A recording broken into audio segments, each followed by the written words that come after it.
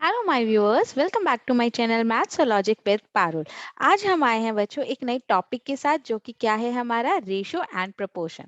तो रेशो क्या होता है, वो बहुत सिंपल है कि जब भी हम किन्हीं दो टर्म्स के बीच में ए और बी हो, जैसे अगर हम उनके बारे में ये बात करते हैं कि ए और बी कितना है, यानी कि ए का पार्ट कितना है और बी का पार्ट कितना है, यानी कि हम उनकी क्या बता रहे हैं, रेशो। ओके, तो अब नॉर्मल हमारा क्या आ रहा है ए रेशो बी में। फर्स्ट क्वेश्चन देखिए कि अगर आपके पास ए रेशो बी 3:4 है और बी रेशो सी आपके पास क्या है 8:9 है, तो आपको क्या निकालना होगा, आपको निकालना होगा ए रेशो बी रेशो सी। तो इस तरह के क्वेश्चन बहुत बार आते हैं। आपके पास क्या होता है ए रेशो बी, जैसे कि 3:4, बी रेशो सी 8:9। अब हमें अलग अलग वैल्यूज निकालनी होती है, फिर हम पुट करते हैं और फिर हम किस पर आते हैं, ए रेशो बी रेशो सी में। पर अब इसका एक सिंपल तरीका क्या है, आप इसको इस तरह से लिख लीजिए। अब ए के नीचे ए की रेशो 3:4, बी रेशो सी के नीचे आप उनकी रेशो लिख लीजिए, जो कि क्या है 8:9।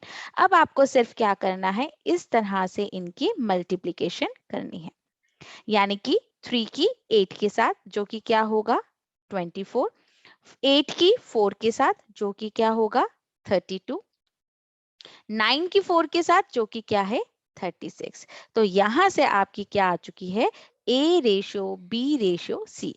यानी कि आपको सिर्फ क्या करना है, पहले डायगोनल इन दोनों की मल्टीप्लाई, फिर वर्टिकल इन दोनों की मल्टीप्लाई, और फिर से डायगोनल इन दोनों की मल्टीप्लाई।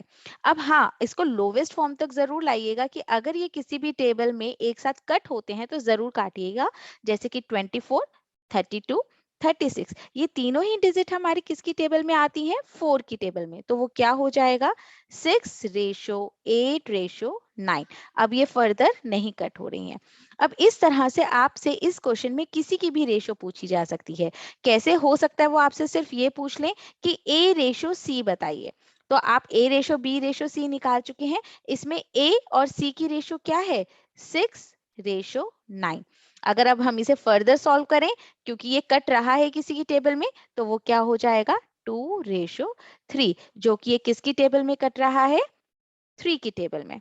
ठीक है, तो इस तरह से ये हमारा क्या होगा, इसका सॉल्यूशन। तो जब भी आपको निकालना है, आपको सिर्फ क्या रखना है, इस तरह से इसको याद रखना है। आप इसे उल्टा एन भी बोल सकते हैं ना, कि इसकी मल्टीप्लाई, फिर इसकी मल्टीप्लाई, और फिर इसकी मल्टीप्लाई। ठीक है, इसी तरह से आपके पास नेक्स्ट क्वेश्चन आता है, अगर आपको 4 की निकालनी है। ऑब्वियस है, बड़ा मेथड होगा, अगर आप हर एक की वैल्यू निकाल के करेंगे, तो इसको भी आप इस तरह से लिख लीजिए। लिखा हमने। अब जिस जिसकी रेशो गिवन है, उनके नीचे उनकी वैल्यूज को रखते जाइए। जैसे कि ए रेशो बी क्या है, 2:3, 4:5 और 6:7। अब डी के लिए तो इसी तरह, जैसे हमने यहाँ इन दोनों की मल्टीप्लाई की थी, हम क्या करेंगे, इन तीनों की मल्टीप्लाई करेंगे। वो क्या आ जाएगा, 3:5:7। ठीक है, ए के लिए जैसे कि हमने यहाँ पर इन दोनों की थी, यहाँ पर हम इन तीनों की कर देंगे। वो क्या होगा, 2:4:6। ये तो हमारी हो गई ए और डी की रेशो। अगर आपसे ए और डी की पूछिए, तो आप डायरेक्ट इनकी मल्टीप्लाई करके स्किप भी कर सकते हैं। लेकिन अब बीच की कैसे निकालनी होगी, इन दोनों की और इसकी, यानी कि दोनों सी की वैल्यू और 3 की वैल्यू। सी के लिए हम सी की दोनों वैल्यूज लेंगे और बी की ऊपर वाली, इस तरह से कि यहाँ पर हमारा वर्टिकल और फिर डायगोनल, और बी के लिए दोनों बी की और फिर डायगोनल, यानी कि 3:4:6। यहां से आपकी ये क्या आ जाएगी, इन चारों की रेशो। आप सॉल्व करके जो भी कॉमन कट होता है वो काटेंगे। कैसे करना है, दोबारा देखिए।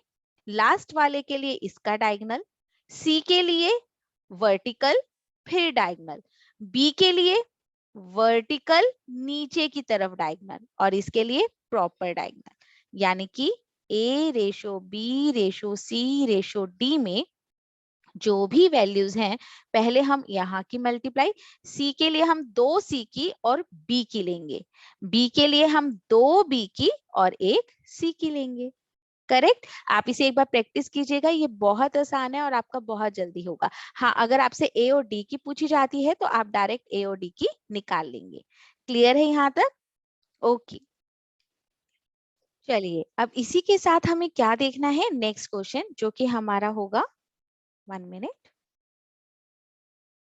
नेक्स्ट पेज पर। अब इसमें देखिए आपसे क्या कहा गया है कि if a upon 2, b upon 3 और c अपॉन 4 आपको दिया हुआ है, then find the ratio of a ratio b ratio c। हम जनरली इस तरह के क्वेश्चन में क्या करते हैं कि अगर ये इस तरह से इक्वल है, हम इसको किसके इक्वल मान लेते हैं, किसी वेरिएबल के इक्वल मान लेते हैं, कुछ भी रख सकते हैं आप। तो यहाँ से a क्या आ जाएगा, 2k, जब आप a बाई 2 को k के इक्वल रखेंगे, जब b बाई 3 को k के इक्वल रखेंगे तो b की वैल्यू क्या होगी, 3k, और जब c बाई 4 को हम k के वैल्यू इक्वल रखेंगे तो c की वैल्यू क्या आएगी, 4k। तो यहां से हम बोल सकते हैं कि a ratio b ratio c हमारा ये आएगा, सेम डिजिट है, k हमारा सब में कॉमन आकर खत्म हो जाएगा, तो क्या होगा, 2 रेशो 3 रेशो 4, यही आंसर है। लेकिन अगर आप बहुत टाइम से रेशियो एंड प्रोपोर्शन कर रहे हैं तो आप देख सकते हैं कि अगर हमारे पास a by 2 equal b by 3 equal c by 4 है, तो a ratio b ratio c का आंसर हमारा यही आया है, जो कि क्या है, 2 रेशो 3 रेशो 4। यानी कि अगर आपके पास क्वेश्चन इस टाइप में है तो आप डायरेक्ट लिख सकते हैं कि a ratio b ratio c क्या होगा, 2 रेशो 3 रेशो 4। क्लियर है? आइए चलिए नेक्स्ट देखते हैं। अब आप इसे क्वेश्चन को देखिए कि अगर आपके पास 3a equal 4b equal 5c है, मैं एक बार पहले लॉन्ग मेथड से ही बताती हूँ। हमने फिर से इसको क्या रख लिया, किसी k के इक्वल रख लिया। तो जब हमारा 3a k के इक्वल होगा तो a हमारा क्या होगा, k बाय 3। जब 4b को हम k के इक्वल रखेंगे तो यहां से b क्या आएगा, k बाय 4। और जब हमने 5c को k के इक्वल रखा तो हमारा c क्या आएगा, k बाय 5। इस तरह से आप क्या कह सकते हैं कि ये हमारा क्या होगा, k by 3 ratio k by 4 ratio k by 5। Correct. अब यहां से हमारा क्या हो रहा है, k हर एक में कॉमन है, लेकिन हमें तो a ratio b ratio c क्या चाहिए। तो इन दैट केस आप क्या करेंगे, 3 4 और 5 तीनों का एलसीएम लेंगे। क्या निकालेंगे आप इनका एलसीएम, वो क्या होगा हमारा 60। क्योंकि हम जानते हैं अगर कोई भी टर्म रेशो में है, अगर मैं किसी सेम टर्म से मल्टीप्लाई कर दूं तो हमारी रेशो पर कोई भी इम्पैक्ट नहीं पड़ता। इसी तरह अगर मैं सेम नंबर से डिवाइड कर दूं तो भी हमारा रेशो पर कोई भी इम्पैक्ट नहीं पड़ता, है ना। तो इसीलिए हम तीनों ही डिजिट को क्या कर देंगे, इसके एलसीएम से मल्टीप्लाई, जो कि क्या होगा, 60k by 3, 60k by 4 and 60k by 5। अब जो जिस पर कटता है, जैसे ये आया 12 पर, ये आ जाएगा आपका 15 पर, और ये होगा 20 पर, और के भी सब में कैंसिल हो जाएगा कॉमन आकर। बेसिकली हम डिवाइड कर देंगे ऑल ओवर के से, तो हमारा क्या हो जाएगा, 20 रेशो 15 रेशो 12। ये हमारा क्या हो गया आंसर। ये थोड़ा सा बड़ा मेथड है, लेकिन अगर आप देखें, मैंने अभी अभी आपको ये बोला कि ए बी और सी इन सबके नीचे अपॉन में कुछ हो तो वही डायरेक्ट क्या होती है, उसकी रेशो। एलसीएम तो आपको इस केस में भी लेना ही है ना। तो जो आपके पास टर्म है जो कि क्या है, 3a equal 4b equal 5c, जो तीन टर्म्स ऊपर हैं आप सीधा उसी का एलसीएम से क्या कर दीजिए, डिवाइड, ताकि न्यूमरेटर में हमारा सिर्फ a b और c रह जाए। मैंने क्या करा, मैंने डायरेक्ट इनके न्यूमरेटर से डिवाइड कर दिया, क्योंकि मैं रेशो में सेम टर्म को मल्टीप्लाई कर दूं या सेम टर्म को डिवाइड कर दूं, रेशो पर कोई भी इफेक्ट नहीं पड़ता। अब ये यहां से क्या हो जाएगा, 20, ये कैंसिल होकर 15, और ये कैंसिल होकर 12। अब a बाई 20, b बाई 15 और c बाई 12 है, तो मैं डायरेक्ट रेशो लिख सकती हूँ 20 रेशो 15 रेशो 12, और यही क्या होगा हमारा आंसर। क्लियर है? आपको जिस भी मेथड से क्लियर होता है आप उस मेथड से कर सकते हैं। हाँ, बट इस मेथड में आपको टाइम थोड़ा कम लगेगा। ओके, चलिए नेक्स्ट क्वेश्चन देखते हैं। नेक्स्ट देखिए, इफ 10% ऑफ x इक्वल है 30% ऑफ y, परसेंट का मतलब हम अपॉन में 10% का मतलब और कुछ नहीं है, इट मीन्स 10 बाय 100, है ना। तो हमें क्या निकालना है, x ratio y। x ratio y का मतलब क्या होता है, x अपॉन y, क्योंकि हम रेशो को फ्रैक्शन की वे में भी लिख सकते हैं। तो x रेशो y का मतलब x बाय y। तो इस इक्वेशन को अगर मैं सॉल्व करूंगी तो 10 अपॉन 100 ऑफ x आपको इक्वल दिया हुआ है 30% ऑफ y के।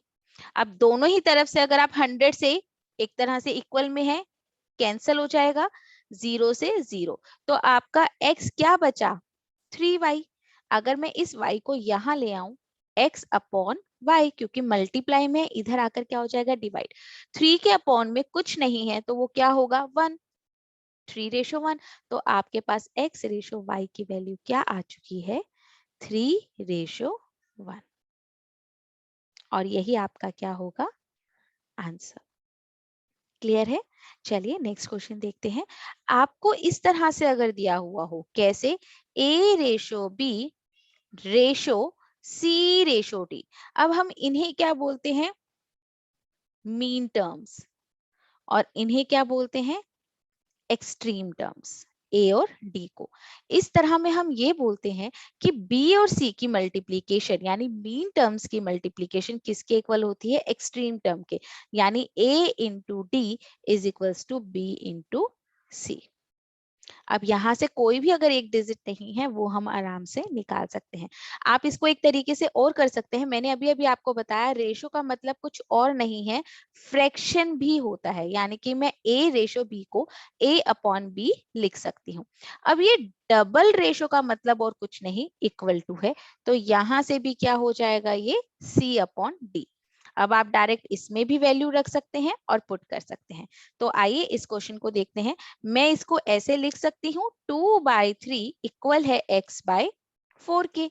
तो यहां से अगर आप क्रॉस मल्टीप्लाई करेंगे तो 3x किसके इक्वल होगा, 2 इंटू 4 के।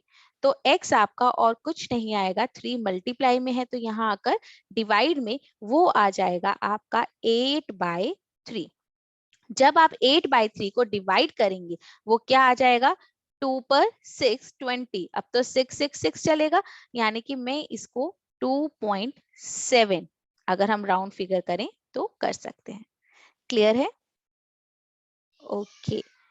अब आप देखिए व्हाट इज द इनवर्स। आपको पता होना चाहिए कि किसी भी रेशो का इनवर्स का मतलब क्या है। ये देखिए आपको बोला गया है 3:2:1।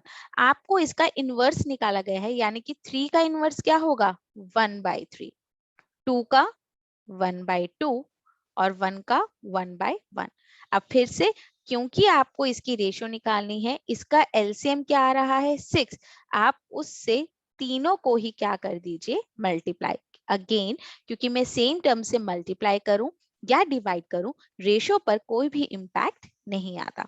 तो यहां से हमारी इसकी रेशो क्या आ जाएगी, 2:3:6। ये क्या होगा इसका आंसर। अब इसी तरह के क्वेश्चन में इनवर्स की जगह आपसे क्या पूछ सकते हैं, डुप्लीकेट।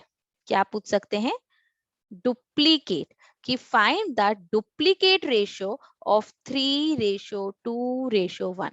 तो duplicate means nothing but the square. क्या होता है डुप्लीकेट का मतलब, स्क्वायर। तो आपको इसकी डुप्लीकेट रेशो क्या हो जाएगी, डायरेक्ट 3 का स्क्वायर 9, 2 का स्क्वायर 4 और 1 का स्क्वायर 1। तो it is the duplicate ratio of 3:2:1। इसी तरह से आपसे पूछी जा सकती है ट्रिप्लीकेट। ये आपको बहुत क्लियर हो गया होगा नाम से। ट्रिप्लीकेट मतलब क्यूब, यानी कि triplicate ratio of 3:2:1 is nothing but 3 का क्यूब, 3 3 9 3 27 8 एंड 1। तो ये क्या आ गई है इसकी inverse.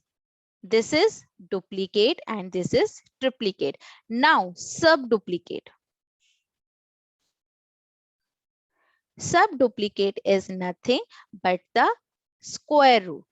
Okay, duplicate is the square, so the subduplicate is the square root. So the subduplicate ratio of 3:2:1 is nothing but √3 ratio √2 ratio √1, which can be written as √3 √2 and 1। आपको ये सारे points याद रखने होंगे, क्योंकि आपसे पेपर में कुछ भी पूछा जा सकता है। आपसे पूछा जा सकता है कि डुप्लीकेट बताइए, ट्रिप्लीकेट बताइए और सब डुप्लीकेट बताइए या फिर इनवर्स बताइए। तो आपको इन सब का मतलब पता होना चाहिए। आज के लिए रेशो एंड प्रपोर्शन की बेसिक क्लास में इतना ही। कल कुछ मुश्किल क्वेश्चंस के साथ फिर से आपके सामने नई वीडियो लेकर आऊंगी। तब तक के लिए please subscribe my channel for more such videos, like the video and share it with your family and friends. Thank you for today's class.